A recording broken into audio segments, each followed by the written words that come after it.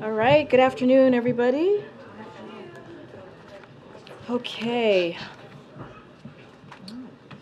So today we're joined by Secretary of Education Miguel Cardona and Deputy NEC Director Bharat Ramamurti.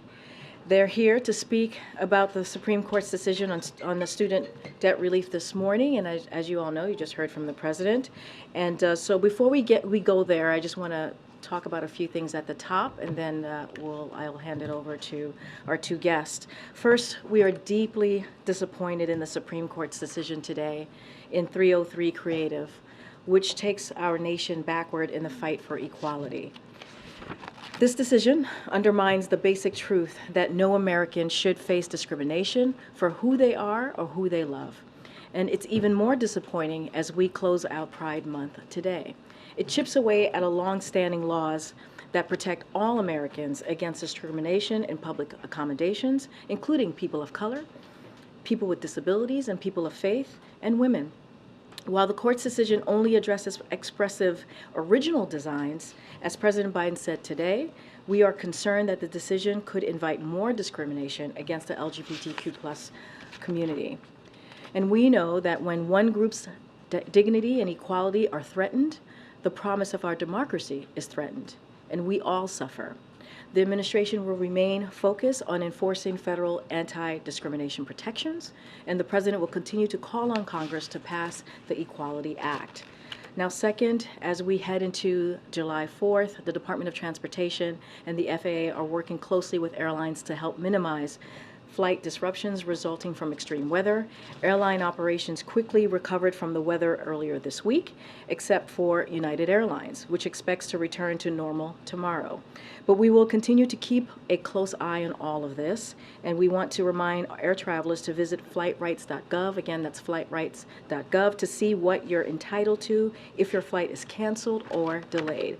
Finally, as you know, we normally do the week ahead on Fridays, but because it's 4:30 on a Friday going into a holiday weekend, we're going to send the week ahead through a pool note in a couple of hours before the end of the day for sure. But before I move on, I want to acknowledge someone in the room who you all know very well and who has been a friendly face to all of you and to all of us. That is Ed Lewis. Ed is retiring today after 25 years as photographer for Fox News and 14 years at C-SPAN.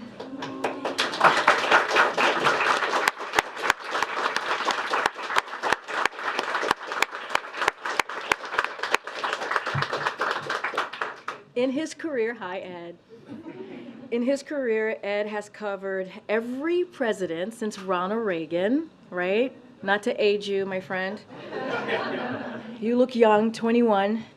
I know he is a friend to many of folks here and certainly many folks on my team. He always has a smile. Every time I see him, he always waves, smiles, and gives me a thumbs up. So I give you a thumbs up back to you, my friend. And I know many of you have seen him traveling, carrying like 13 bags or something like that all at once. So incredibly impressive. So Ed, thank you for being a joy to work with. I hope you will enjoy more time at the T following your last day here. And we will truly, truly miss you. And thank you for just always being a friendly face. The team decided to get you something. So here you go.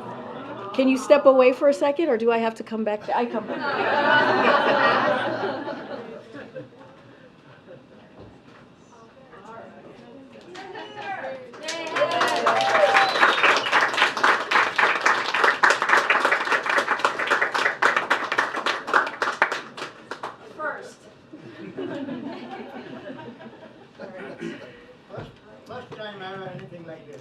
Oh, and you're very welcome. Very excited. Okay, so now I'm going to turn it over to Secretary Cardona, who's going to say a few words about the plan that the President announced today after the Supreme Court decision. And then, of course, Bharat, as you know, is here to take any questions as well. Mr. Secretary? Thank you. That's for you. Thank you. Good afternoon. In the last 48 hours, our country has been set back in terms of providing equity and access in higher education. And as you heard from the President, today the Supreme Court ruled against more than 40 million working families. Let's be clear, about who would have benefited from the President's student debt relief plan. Nearly 90% of relief would have gone to borrowers making less than $75,000 a year. 20 million Americans would see their debts drop to zero, with 20 million more seeing lower payments. This would mean fewer borrowers falling into delinquency and default when payment pause ended. We're not talking about the millionaires who benefited from the billions in tax giveaways a few years ago. We're talking about low and middle income families recovering from the worst pandemic in a century. I strongly disagree with the court's decision here. So today, I want to assure our students, our borrowers, and families across America, our fight is not over. We're taking action. The President, the Vice President, and I have put borrowers first from day one. We refuse to go back to the way things were before the pandemic, when 1 million borrowers defaulted each year and faced devastating financial consequences.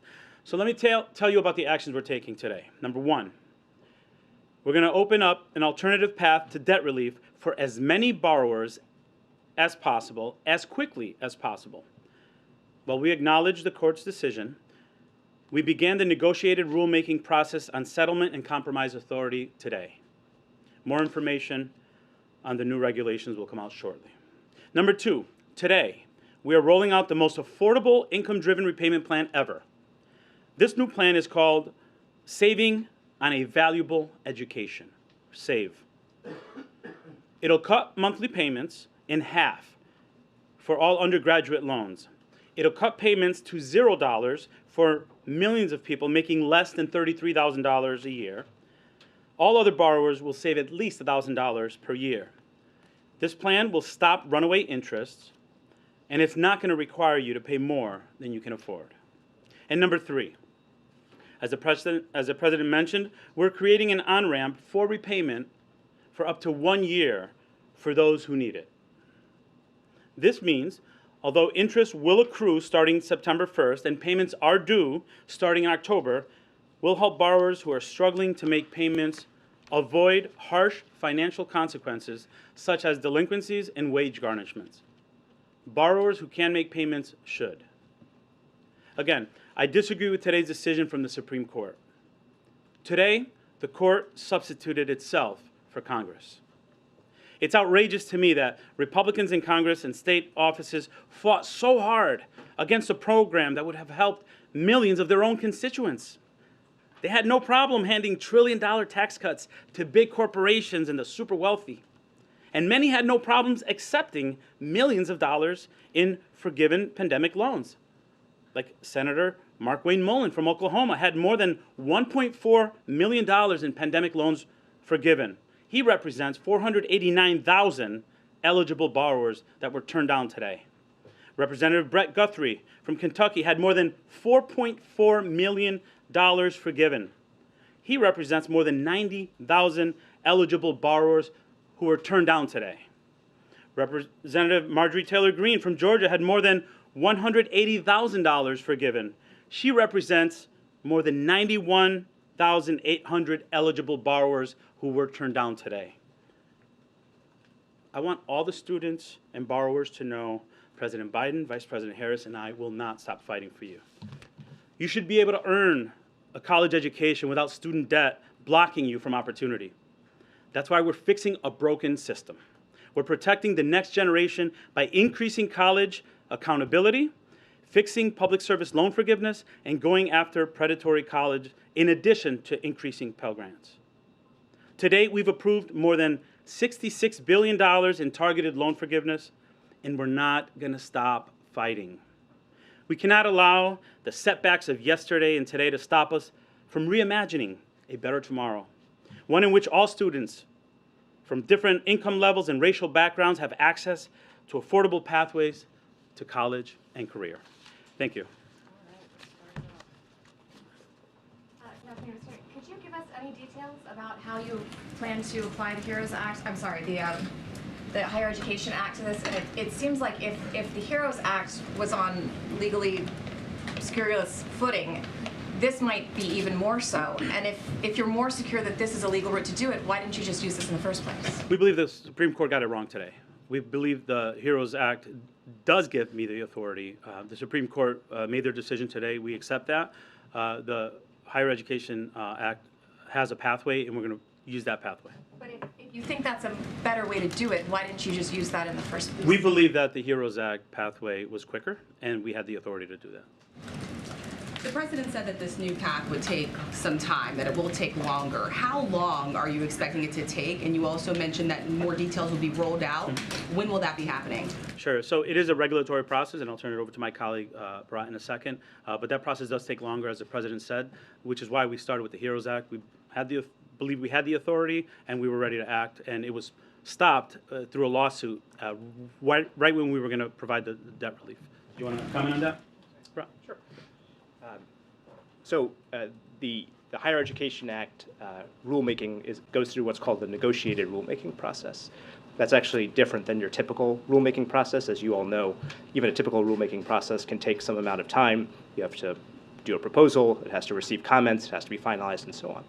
The negotiated rulemaking process, again, by law, is even more complicated than that, in that there needs to be public hearings that involve back and forth with relevant stakeholders, relevant members of the public.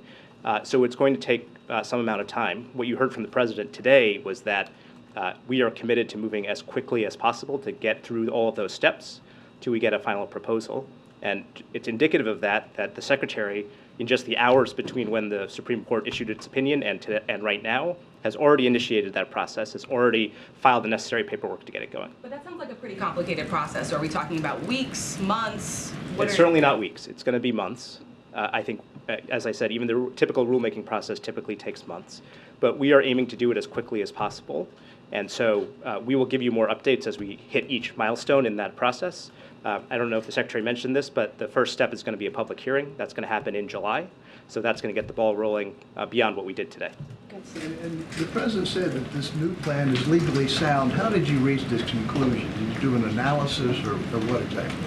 Lawyers from the Department of Education, from the White House, from the Department of Justice, all reviewed this plan. They weighed in and believed that it was legally available. I should be clear that they did the same for the HEROES Act. And obviously we ran into a Supreme Court that had a different view of things, frankly a view that we believe is out of step with where the law is. But we have the backing of all of the relevant attorneys here from the Department of Justice, from the Department of Education, and from the White House, all believing that this is a valid pathway to providing debt relief to many borrowers. Would the same number of Americans who would have benefited under the previous plan benefit under this pathway? Is it a smaller number? Is it a bigger number? Well, one of the things about the rulemaking process is that we can't actually prejudge its outcome. Part of how we do this process is that we initiate it, we put a proposal on the table, we work with stakeholders to get their input. That ends up shaping the scope of the proposal. So it's too early to say, but we have clear guidance from the President and the Secretary that our goal is to provide relief to as many borrowers as possible under this process. So you'll hear more about that as we get to each stage of the process going forward. Wait, can you say at all whether this will be a more narrow plan than the one that's stricter? It's too early to say.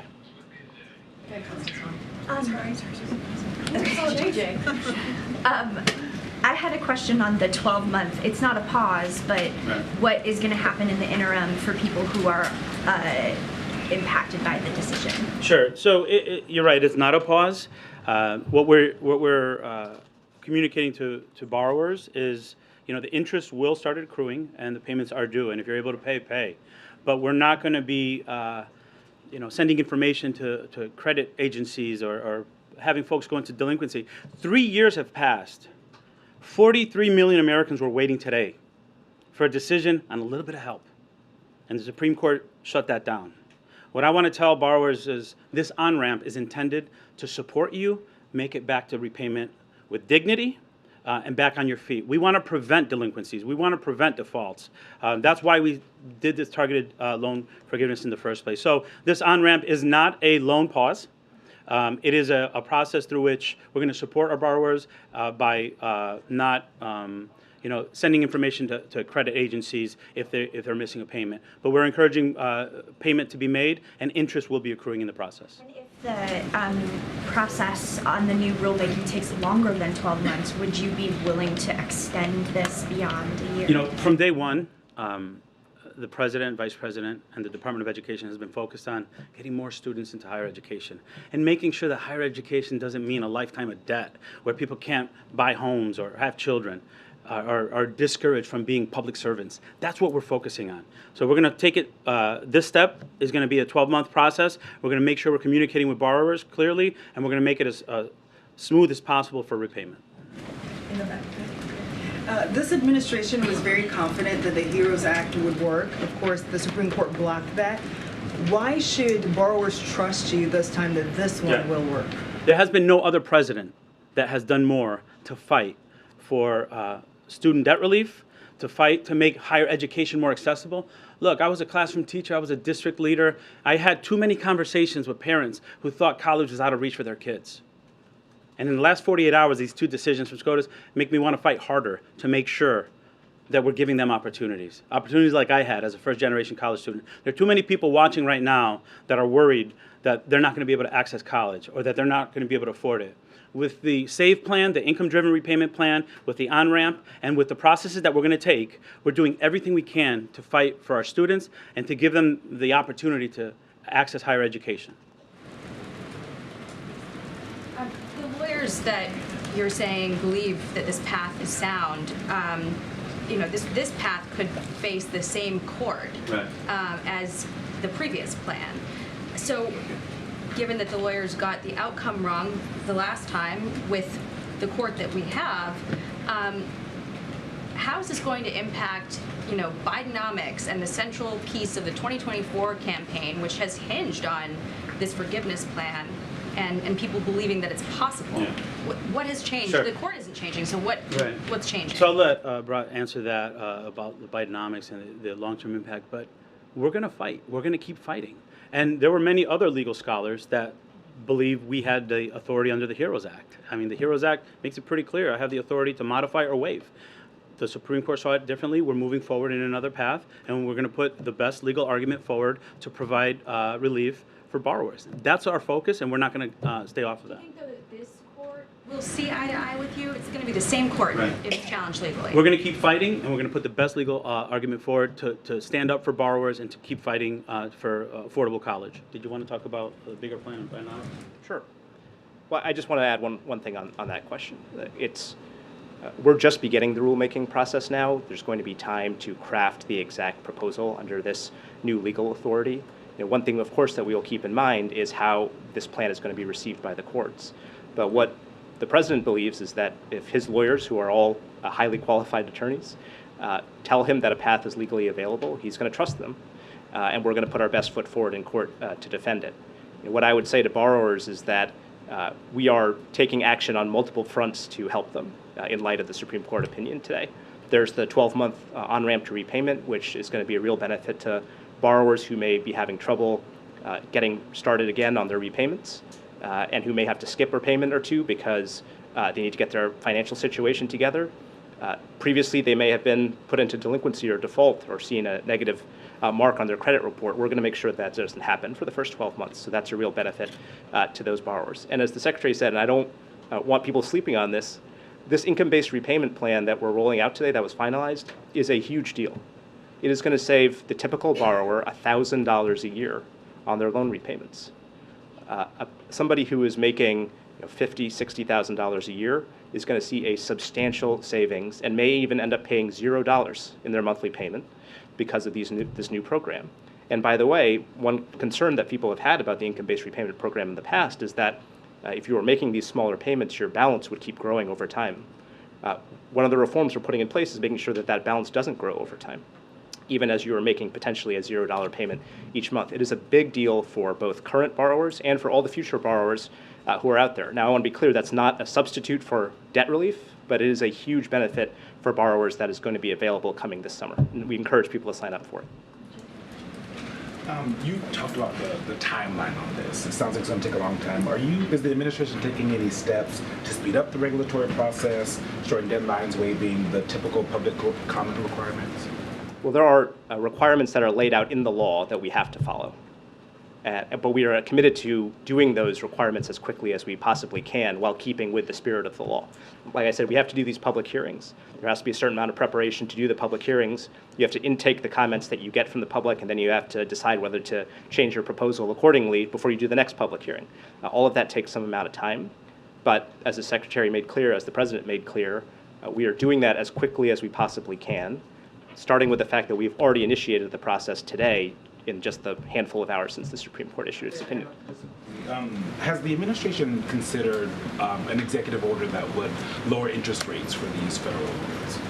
We looked at a number of possibilities. The President's direction to us was to look at all available legal authorities to figure out what we can do to provide relief to borrowers. The specific proposal that you discussed was not the one that we went with eventually. We think that this pathway that we have laid out here is the fastest way to provide the relief to the most amount of borrowers. And so that's what we're going with now. We think it's legally available, and we look forward to providing that relief to borrowers as soon as this process is done. Yeah, Tam, and then we'll go back. Are you on a totally solid legal footing with the income-based repayment changes, or could there be lawsuits challenging that as well? No, that authority is crystal clear. There's a specific statute allowing the Secretary to design these income-based repayment programs, and the specific details of this income-based repayment program are clearly within what's permitted under the statute there. And so I would be surprised, frankly, if there was a legal challenge to that proposal. You say it's not a substitute, obviously, for debt forgiveness. Are there, and I think this is a known answer, so I'm sorry for even asking it, but like, how big is the universe of people who don't qualify for the income-based repayment who just aren't going to be covered by this exciting thing you just offered? Sure. Every single borrower is eligible for this program. Now, the key is that if you're an extremely high-income borrower, your income may be so high that the specific benefit where you cap your payment at a percentage of your income doesn't actually benefit you because that percentage is still higher than what your monthly payment would be. But it stretches pretty far up the income spectrum so that the kinds of folks who are eligible for the initial debt relief program we're talking about, people making $75,000, $80,000 a year, are certainly going to benefit from this. Thank you.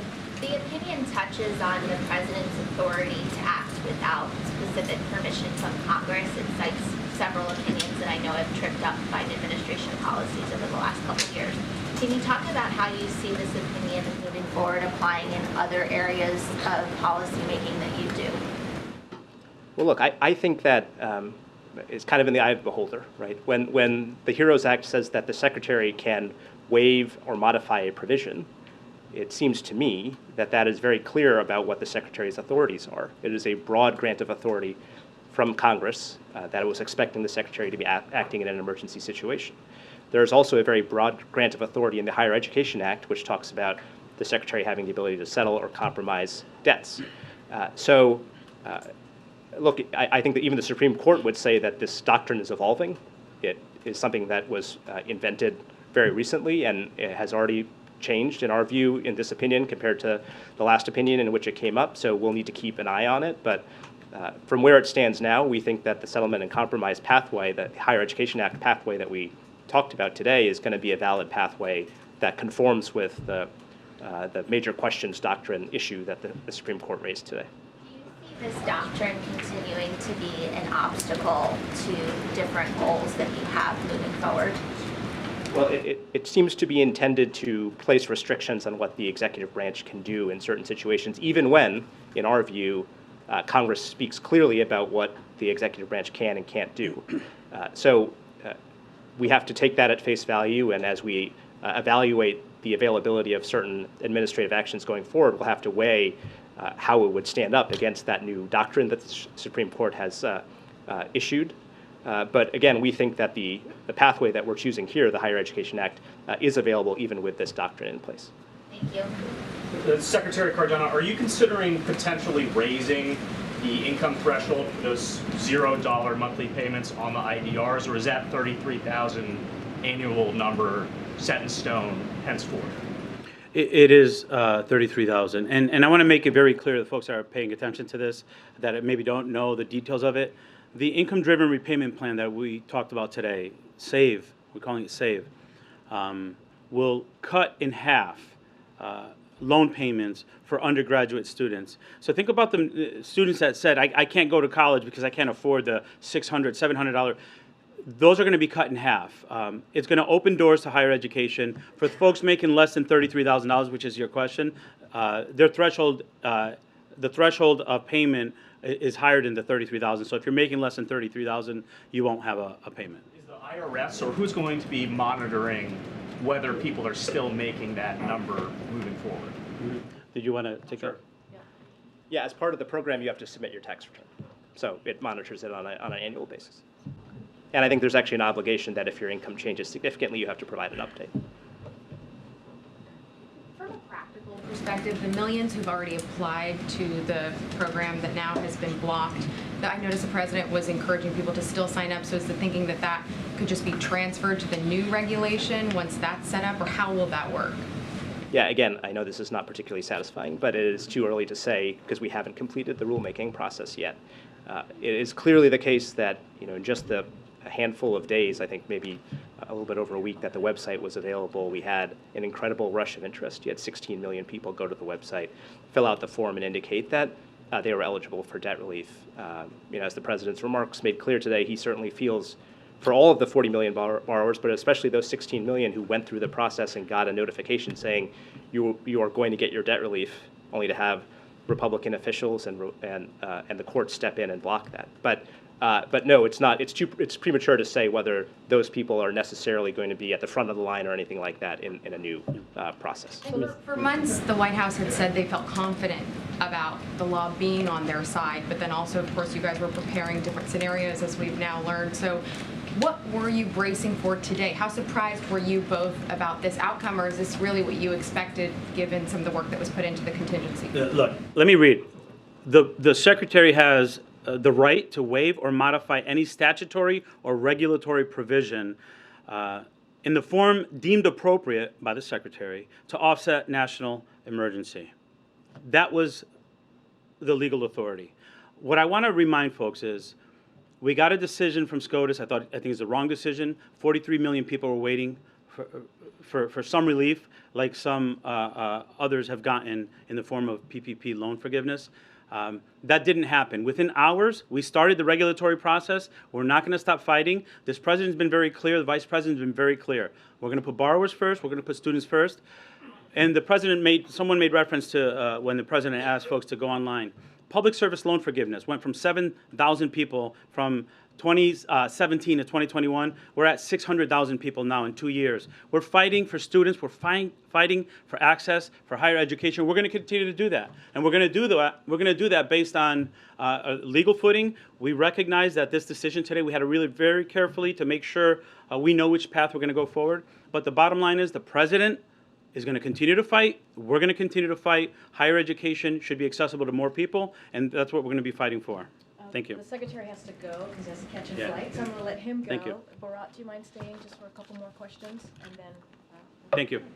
Thank you. Thank you so much. Before. Yeah. Good weekend. We'll take a couple more. Go ahead. Yes, thank you, Karine. Question. The Democrats like to distinguish themselves as being different than Republicans in terms of this specific law, for example. But really, neither side is doing anything about the runaway cost of higher education. Nobody is really doing anything. I mean, this relief doesn't do anything for future students. So is either party really any different? Are Democrats not just essentially as dishonest in their approach as they accuse the other side of being in terms of the impact that they would have on students going forward? Both parties are really beholden to the Wall Street beneficiaries of these runaway interest rates and these runaway debts. What are Democrats willing to do about the runaway cost of education? That really is at the heart of the matter. No, I think it's a real problem. That's one of the reasons why when the president announced his plan last August, when he announced his debt relief plan, there was another key provision in there, which was a set of policy ideas about holding colleges accountable for raising prices.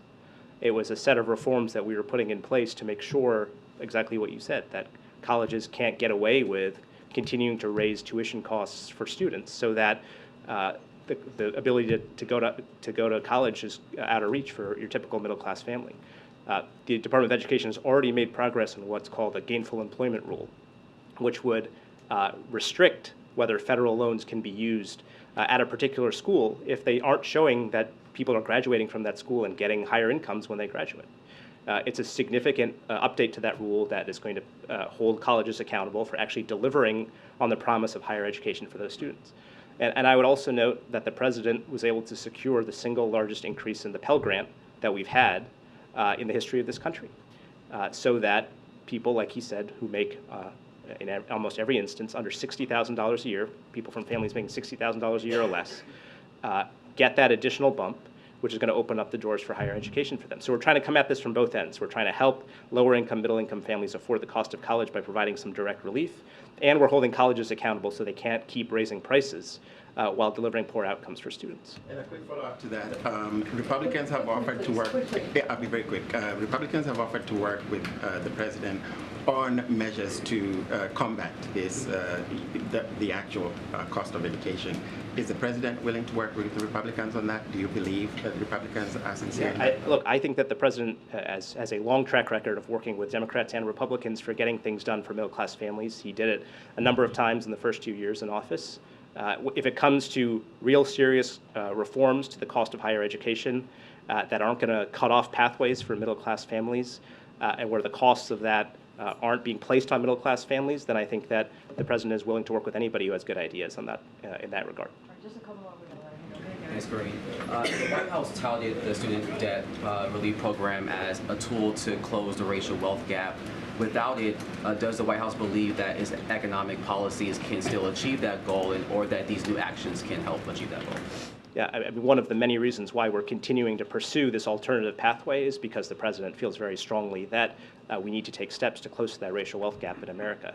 You're right that the initial debt relief program would have made real strides in that area, and our goal with providing debt relief to borrowers, as many borrowers as we can, as quickly as we can, is to do that as well. I mean, I don't have to tell you, but I think we have seen the data about the disparate impact of student loan debt, right? That black borrowers tend to have to borrow more often for going to school, that they have to borrow more because they tend to have less family wealth to rely upon, and it takes them longer to repay after they graduate because, again, they have less family wealth to rely upon. In fact, there's data showing that many black borrowers, in addition to having to repay their own loans, because they had opportunity to go to college, are helping other people in their family pay off their debts.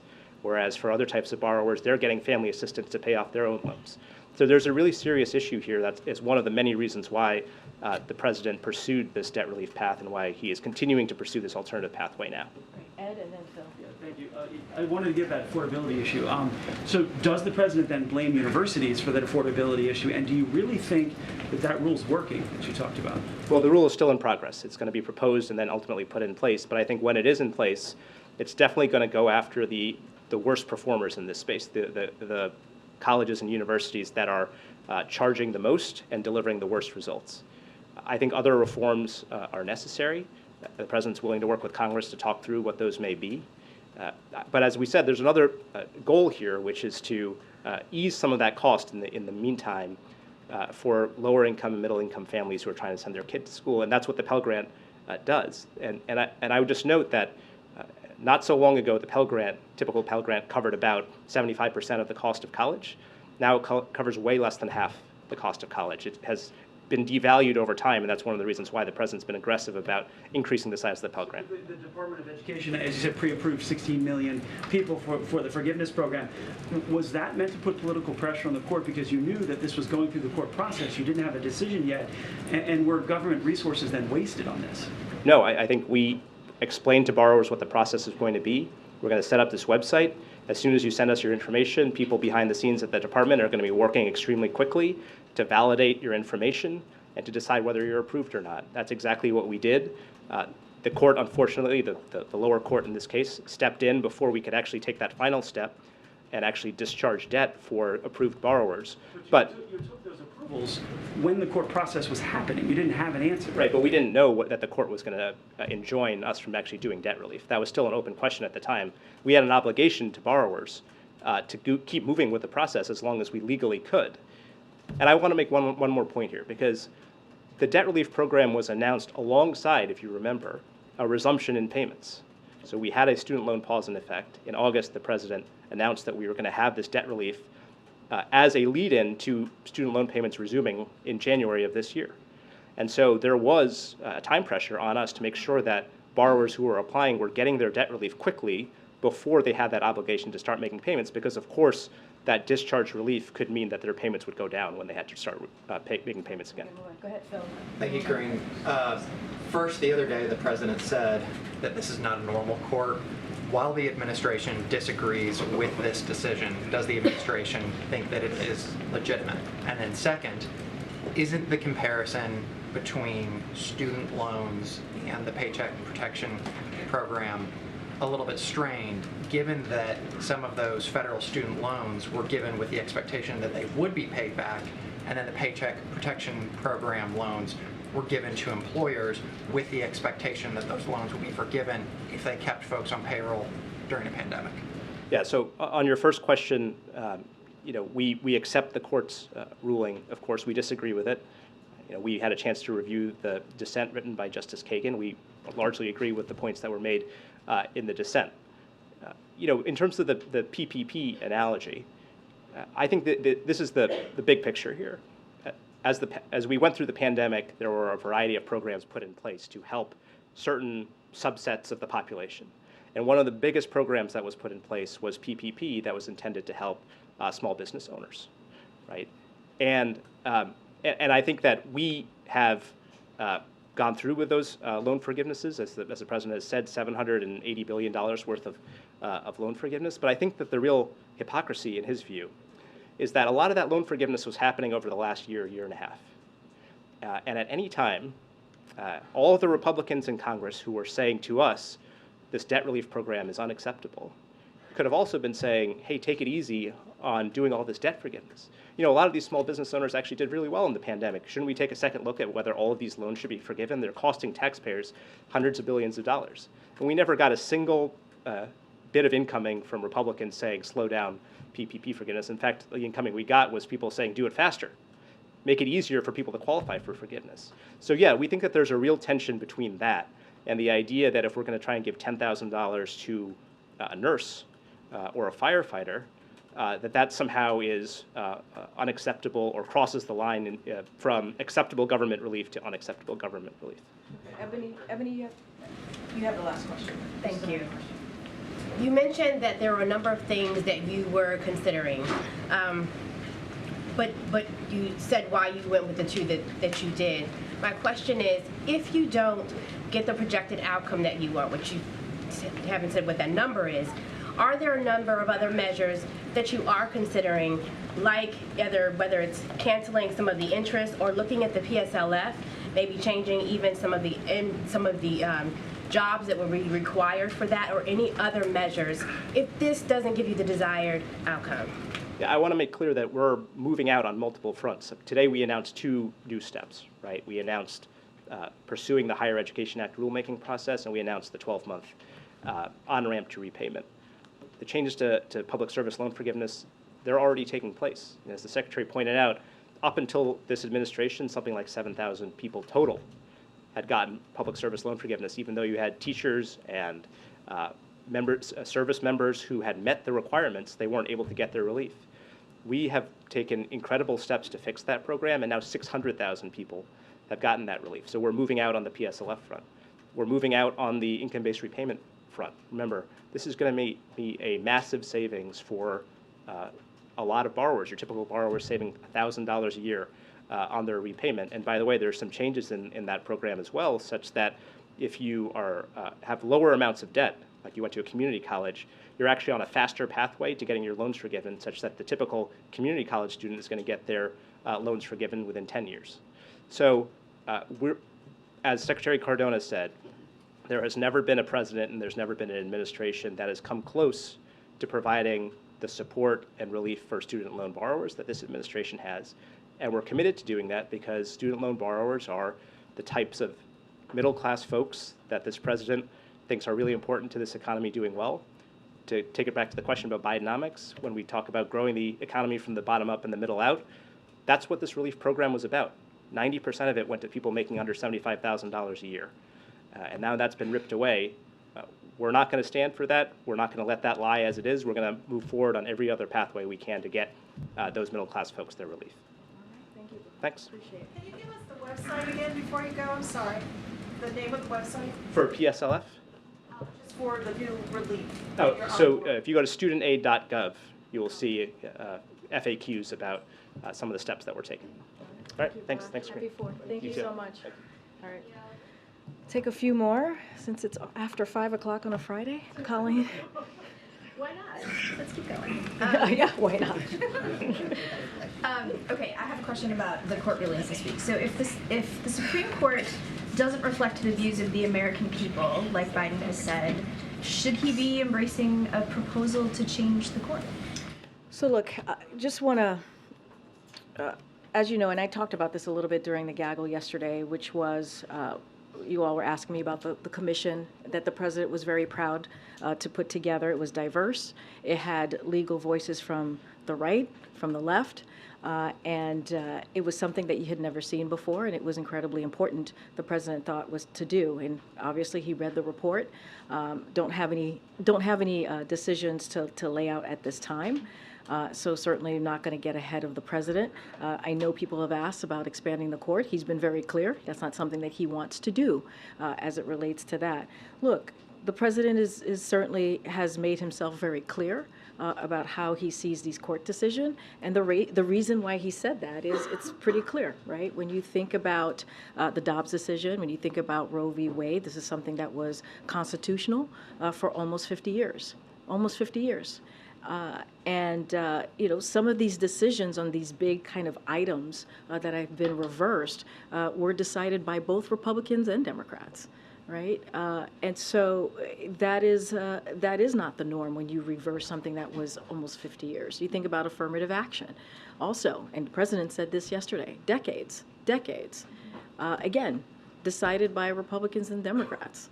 And so that has been reversed. So, you know, I'm not going to go beyond what the president said, but if you lay that out, that's pretty clear. And this is also a president that was the chair of the Judiciary Committee, right? When he was a senator, right? Who understands this process, respects this process, is an expert in this process. So when you have someone with like the president who has this experience and says that, you know, he's not saying it because it's a feeling. He's saying it because he has seen this over and over the decades, and how a Supreme Court have acted and how they taken action.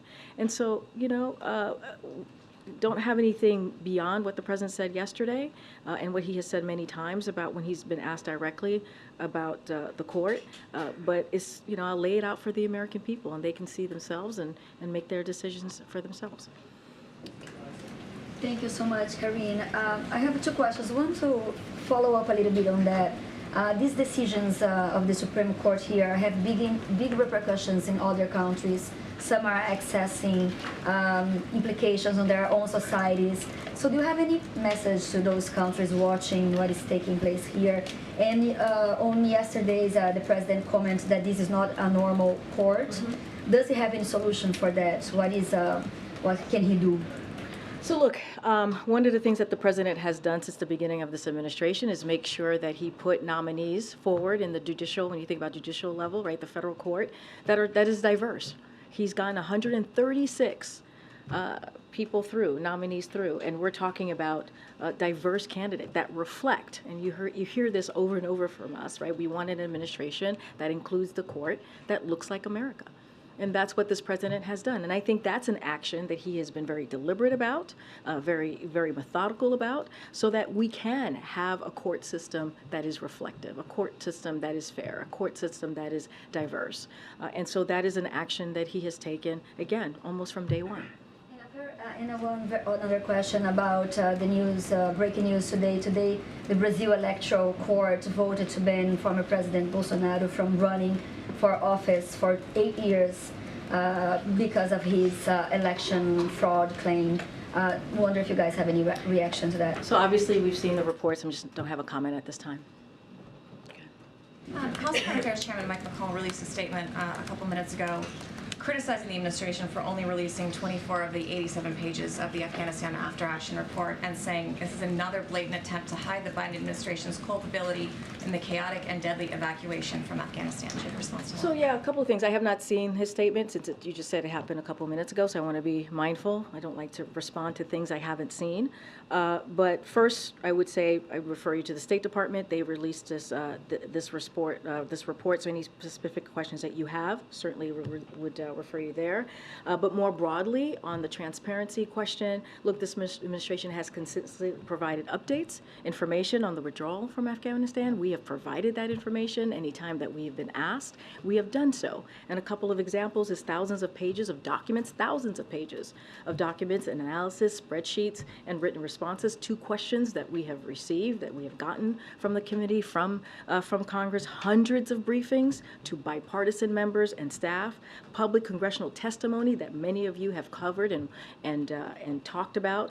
These have been done by senior officials. So when you look at those, and that's just the facts, that's the data, that tells you how transparent and how responsive this administration has been. Anything related to the release from the State Department, any specifics, I certainly would refer you to them. But amid criticism from Republicans that the administration has tried to downplay its culpability in the evacuation mayhem and the things that went wrong as the U.S. was pulling out, what message does it send to release this long-anticipated report on a Friday, on a heavy news day, ahead of a holiday weekend? So again, that is the State Department decision, so I would have to refer you to them. But your first question, your first part of the question, right, you were talking about transparency. I just laid out thousands of pages of documents, just laying it out. Analysis, just laying it out. Spreadsheets, just laying it out. Responses to questions. Well, I disagree with the premise, but I'm also laying out what we've actually done, right? We've actually laid out and have conversation. You've seen senior officials take questions, tough questions, in a bipartisan way on this issue. And we've delivered on hundreds and hundreds, thousands, pardon me, of pages of information, hundreds of briefings. So that's being transparent. That's being there and answering and taking those tough questions. And so, yeah, I disagree with the premise of the question. But again, I just lay out the facts for you, and it's been there. It's for all of you to see. Go ahead. Thanks. Can you just, on the report, has the president reviewed it or been briefed on it? He was just asked about it in the Roosevelt Room, and he said, "Read your press," and I wasn't really clear what he was trying to say there. Well, I didn't hear. I know that he was asked about the about this particular review or this after action review that was given. Look, what I can speak to is more broadly what the president has said, and I think this is what he was referring to. He had to make a tough decision, right? In the beginning of his administration, he had to make a tough decision on what to do with the nation's longest war. Right, where we were seeing, billions of dollars go into a war that had no end in sight, where our members of the military were put at risk, and so he wanted to stop that. He wanted to end that, and he also wanted to. And this is part of what he said at the end, which is he wanted to make sure that we remain vigilant against terrorism, and that's what he was laying out. Right, the threats that have been demonstrated. And so we took, as you know, a leader of Al-Qaeda without having any troops on the ground. And so that's what he was talking about, is keeping our promise, making sure that we keep Americans safe, making sure that we we put the American people's interests first. And so that's what you've seen this president do. The report specifically says that senior administration officials were to blame for the chaotic exit, for failing to decide which Afghans should be eligible for evacuation, and for issuing changing guidance. Do you agree with the report? Do you accept responsibility? Look, the report came from the State Department. It's an after action report. I will just let it speak for itself. I'm just not going to comment further. This is a State Department report. Clearly, it is part of the administration. If that's what it lays out, that's what it lays out. Go ahead. Say you get help from the Taliban? You had the Supreme Court ruling yesterday on college admissions. The rulings today, two things. How do you view this as a whole? How big a setback is this to the president's agenda? I mean, look, the president has been really clear. You heard from the secretary, you heard from the president. We're going to continue to fight. We think the Supreme Court got it wrong. We've been very clear about that. This is, when you think more broadly about especially student loan the student debt relief and what the president put forward. This is part of a little bit of what Bharat was talking about. This is part of Bidenomics, right? This is part of what the president has been trying to do for the last 2 years, which is give the American people a little bit more relief. And you see that it has worked. When you think about 13 million jobs created, when you think about unemployment rate at below 4%, these are the things, because of the action that this president has taken, has worked. And it started with the American Rescue Plan. You saw the bipartisan infrastructure legislation, the Inflation Reduction Act, and the student debt relief is all part of that. There are real people across the country who are still suffering, who need a little bit of help. You know, when the secretary started, he gave a very passionate intro about who would have been benefited from this debt relief, and it is 90%, right? 90% of the people in that plan who make $75,000 or less would have benefited. And the president talked about this too. Why would we not want to give relief to those people? And it is unfortunate that Republicans think that they don't need relief. And we're talking about people in their own district. And so that is what is truly disappointing about that, but it's not going to set us back. It's a setback for the moment, but it's not going to set back the president's broader plan and how he sees building the economy, not leaving anybody behind, and not doing a trickle down, but actually doing it with building out the middle, building up the middle class, and doing it from the bottom up. And that's the president's commitment to this. Go ahead. I see Colleen's at the edge of her seat. Go ahead. Today is the deadline that the president set back in December for the National Archivist to release the remaining records about JFK's assassination. Has the president been updated about the progress? What is the remaining number of records that will remain classified? Yeah, so I do have an update for you. As part of the Biden-Harris administration's continued commitment to government transparency accountability, President Biden issued a memorandum today concluding the review of records from President John F. Kennedy assassination records collection. Under President Biden's leadership, agencies have fully declassified over 16,000 records since 2021. This action reflects his instruction that all information related to President Kennedy's assassination should be released except when the strongest possible reasons counsel otherwise. As a result, over 99% of the records in the collection are now publicly available at the National Archives. In keeping with the president's direction, the National Archives will be digitizing the entire collection to make it more accessible to the public. Any other specifics or any additional information, I certainly will refer you to the National Archives to answer any additional questions on this. But that was done today. Go ahead, Michael. Thanks, Karine. On Creative, what is an expressive original design? Say that one more time. Do you feel like you have a clear sense of who this actually impacts, this decision today? I mean, I don't have like a number or a list of who who this is going to impact. What we know and understand is this was the wrong decision. This was incredibly disappointing that decision was made. It's certainly going to impact, for sure, the LGBTQ+ community. It opens up an entry, a pathway for that community to be even more discriminated upon. And so after you've seen this type of state house session where we've seen more than 600 anti-LGBTQ+ bills, including a few hundred that go after trans kids and their parents, it is incredibly disappointing. It is incredibly disappointing. This is a vulnerable community, along with others that have been under attack. And so you saw the president's statement. He's been very clear about this. We do have our concerns, and we're certainly going to call it out. I said very clearly that we're going to continue to push for the Equality Act, which we think is incredibly important, that Congress should act on that. And so, we're going to do everything that we can to protect these vulnerable communities, as the president has been doing since day one. The court tries to distinguish in its decision, and enforce its decision, between a service and an expressive design. And I'm just trying to get a sense of if you feel like you understand that decision. So I hear you. I'm just not going to get into specifics. More broadly, this is a problem, right? This is clear discrimination. This is going to clearly open another avenue, another door to discriminating against a vulnerable community.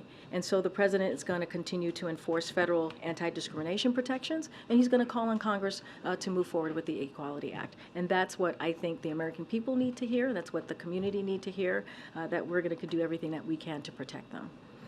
All right, I'm going to take one last question and try and call somebody I haven't called on. I mean, I don't have anything else to add on Afghanistan. Can you just explain what the president said when he said, I literally just answered that question to your colleague and trying to explain to you where I thought he was coming from. I literally just went into that. Okay, go ahead. Just a follow-up and another question after that. Follow-up to the discussion about the racial wealth gap and the burden of student loan debt on African Americans, especially Black women. The United Negro College Fund is asking for the Pell Grants to be doubled because students at historically Black colleges and universities qualify for that. Nearly 3 out of 4 of them qualify for that. Is this something the administration is willing to push Congress to do? Well, I think that's a little bit of what Bharat was saying when he was up here, what the president has done. He did expand the Pell Grant, right? Remember, he was talking about it used to cover about 50% or more, and now it's gotten devalued. And so one of the things that the president did very early on is to expand the Pell Grant, and especially for African American communities and communities that really need that extra help. And so that is something that we have done. Look, not going to talk specifically about other things that we're going to do outside of the plan that the president announced, outside of the details that both the secretary and also Bharat spoke to. But this is something we understand the inequalities, right, that we see in this country that still exist. The president talked about that in his remarks on affirmative action. This is a real thing that communities have to deal with. And so this is a president, everything that he has done, every policy, especially as we talk about the economy, at the center of that has always been equity, always been equality, making sure we leave no one behind and we build an economy that is different, that is not trickle-down economics. That is something that we build from the bottom up, middle out, and also expand in the middle class. And that's something that the president's going to continue to do. All right, everybody. Yeah, what's your second question? The president has blamed Republicans for doing everything in their power to block the student loan forgiveness program, but this was ultimately the Supreme Court's decision. Why the blame on Republicans? Well, the Republicans, during the budget negotiations, as you all know, they tried to take away, that was something that they wanted to put on the chopping blocks, was the student debt relief. They were very clear about that. And so what the president did was protect it. And that was something that he fought just a couple months ago. And he's been fighting for this since he announced the student debt relief plan. So yes, Republicans have been wanting to get rid of this plan. Again, something is a plan that's going to give relief to 90% of the folks who make less than $75,000. Why would we not want to offer that relief to people who truly, truly need it, especially after going through what folks have gone through the last 3 years, this pandemic that has hurt so many families. And so, that's just the fact. That's what we had to fight for. Now, we do think the Supreme Court got it wrong, and it is unfortunate, which is why we came up with a Plan B, and we're going to execute on that plan. Thanks, everybody. Happy 4th. Thank you.